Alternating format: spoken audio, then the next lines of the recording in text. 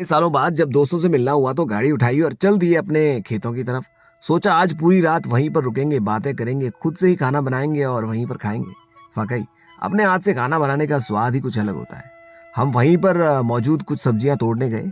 हरी मिर्ची, हरे प्याज, धनिया, वो सारी चीजें हम अपने हाथ से तोड़ रहे थे। और यकीन मानिए वो जो आनंद था वो अलग ही था।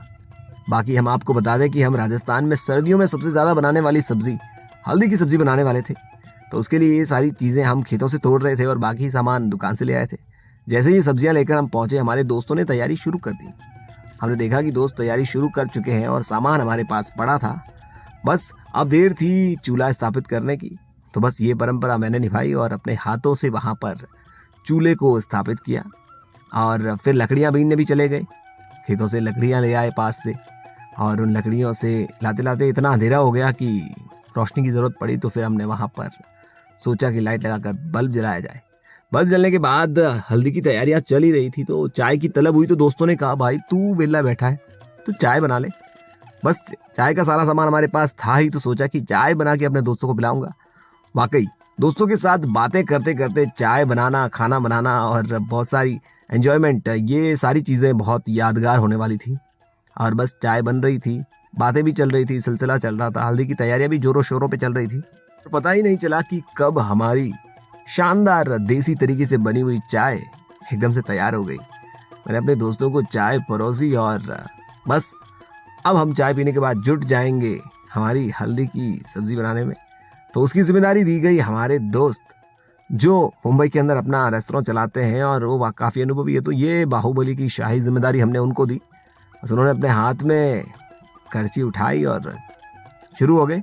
तो आपको बता दूं कि राजस्थान की शाही सब्जी देसी घी के अंदर बनती है। तो हम सारा सामान पहले से लेकर गए थे। बस फिर क्या था, बातें चल रही थी, चाय की चुस्कियों के साथ सिलसिला शुरू हुआ हल्दी को पकाने का। आपको बता दूं कि देसी घी के अंदर हल्दी को पहले अच्छे से पकाया जाता है, फिर उसको वापस पक जाने के बाद बाहर निकाला जाता है। फिर उसके अंदर लहसुन, मिर्ची, अदरक और इन सब चीज़ों का छौंक लगाया जाता है। बिल्कुल देसी तरीके से हमारे पास सारी चीज़ें थी जो हम अपने हाथ से तोड़ कर लाए थे। उन सारी चीज़ों के साथ हमारी सब्जी बन रही थी और बातें भी चल रही थी। वाकई बड़ा मज़ा आ रहा था ये सब काम करने में।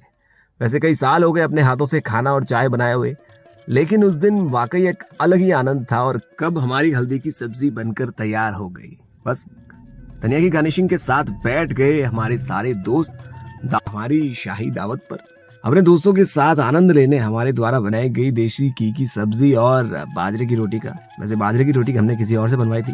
खैर उसके बाद वक्त हुआ हमारी बोनफायर जलाने का। अब सोचा कि पूरी रात अलाव जलाएंगे, बैठेंगे उसके चारों तरफ, म्यूजिकल नाइट करेंगे और बहुत सारी बातें भी करेंगे। और बिल्कुल हमने वैसा ही किया। वो पूरी रात न जाने कब निकल गई, पता ही नहीं चला। और वाकई इस तरह की रात हमारी जिंदगी में बहुत कम आती है।